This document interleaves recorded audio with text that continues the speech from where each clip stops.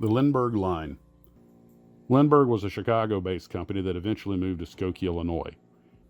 In 1933, Paul W. Lindbergh began creating plans for flying model aircraft. These were stick-and-tissue models that took a great deal of skill to construct and operate.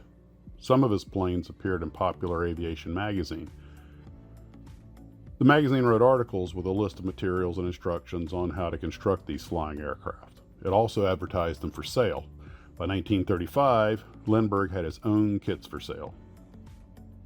After World War II, Lindbergh went into business with a company called Olson to make their first molded plastic airplane kits under a name that included the beginning of each of their names. Olson Lindbergh was reduced to Olin. The first plastic kit was a P-80B Shooting Star, which is still in the Lindbergh lineup as the F-80C. The P-80 was packed in a very plain cardstock sleeve-type box, like most of the balsa kits of the time, with only green lettering on it. One thing that set Olin apart from companies like Hawk and Varney was that they used polystyrene, not acetate plastic. This would later become the industry standard. Unlike modern kits, it had no clear parts. Unfortunately, the Olin kit was met with the same lack of marketing interest as other companies' plastic kits, and sales were poor initially.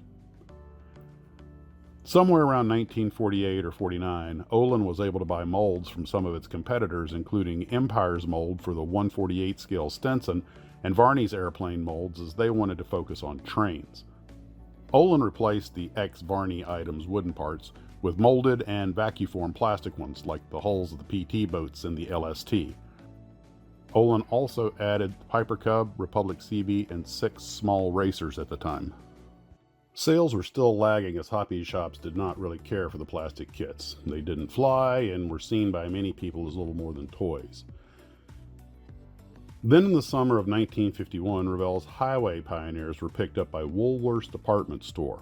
Once plastic models were being sold in department stores and any other kind of stores that wanted to free up a little shelf space for them, the situation changed.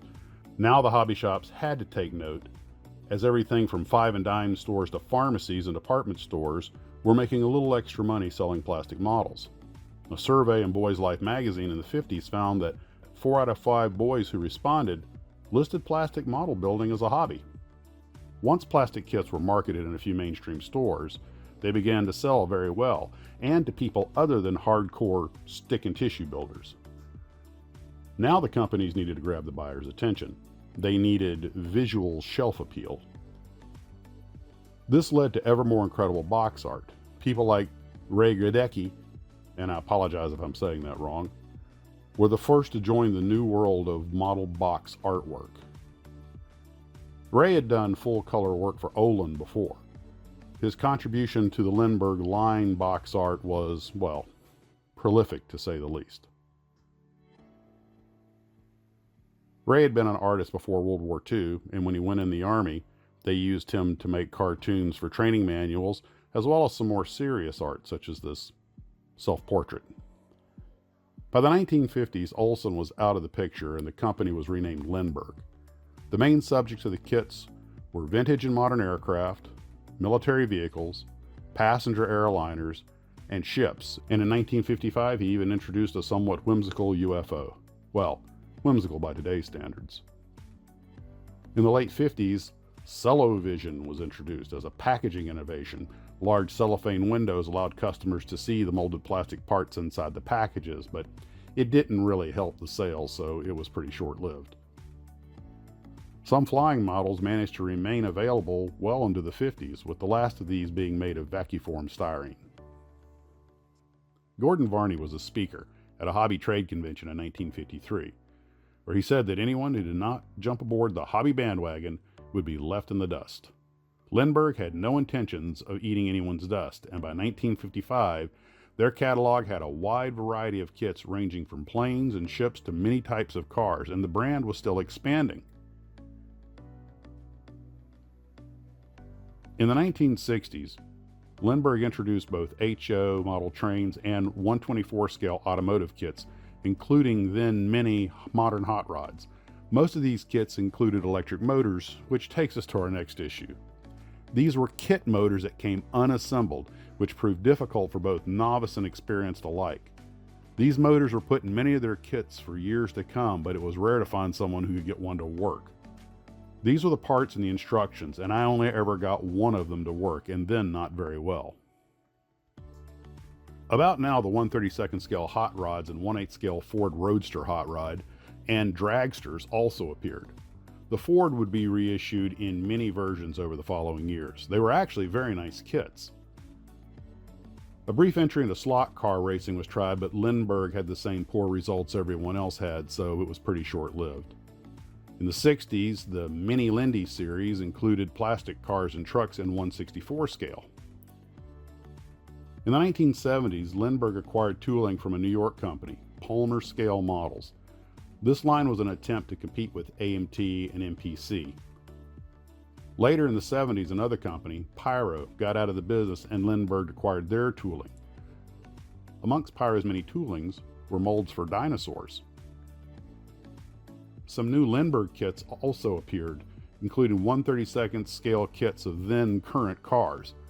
The following decade would see mainly reissues of existing kits, including those produced previously by Pyro and Palmer. By the mid-1970s, Lindbergh kits were also being made in Venezuela, and this continued into the late 90s.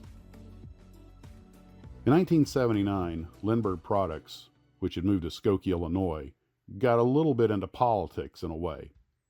In 1977-78, a group of self-anointed American Nazis wanted to hold a march in the town of Skokie, Illinois. The town was picked largely because many residents were Holocaust survivors. As a response to this, Lindbergh joined a national campaign to put an end to the production of toys carrying Nazi symbols. This is when many kit makers quit putting swastikas on the decal sheets of World War II era German kits, although some had stopped doing it long before. Paul Lindberg and the Lindberg Line are somewhat enigmatic. They've been very hard to research. I have not been able to find out when Paul Lindberg retired or passed away, but I do know that with the introduction of video games in the late 1970s, models began to decline in popularity. By 1989, Kraft House of Toledo, Ohio had acquired Lindbergh. George Toteff, a former executive with several model companies including AMT, MPC, and Lionel, assumed leadership. Under his management, Lindbergh introduced some new kits to include then modern cars and pickup trucks in 1/20th scale.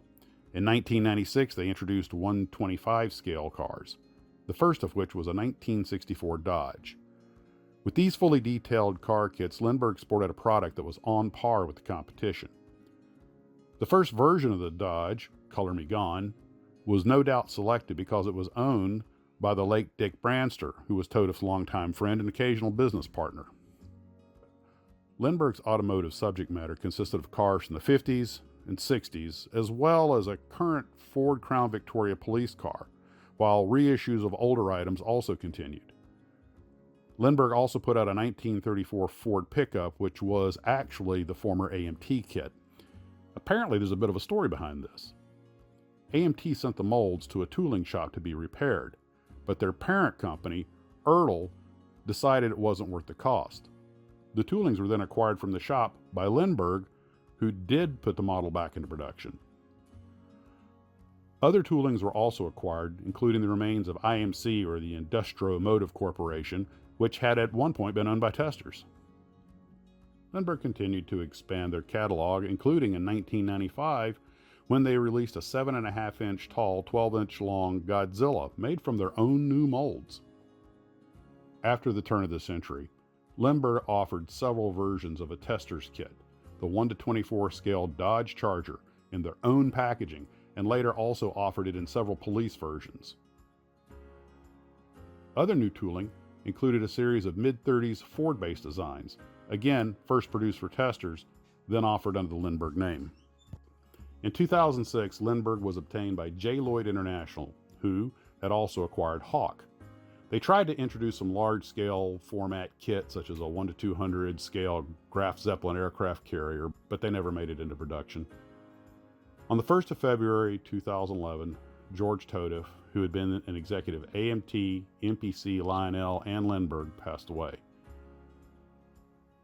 Finally, on March 18, 2013, Round 2 announced the acquisition of both Lindbergh and Hawk models from J. Lloyd International, and they're still making them today. Throughout its over 8-decade existence, the Lindbergh line has made models in pretty much every common scale, as well as some fairly oddball ones.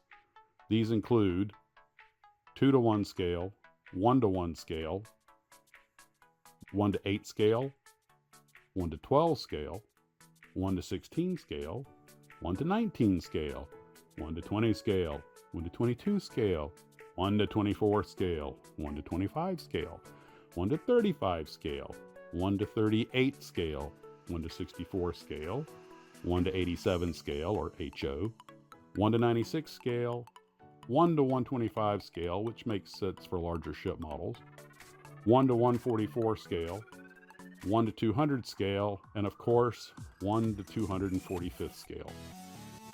Although they mostly produce just modern copies of the old kits, they have also put out some oddball stuff in the past, so you never know what the future holds for the Lindbergh line.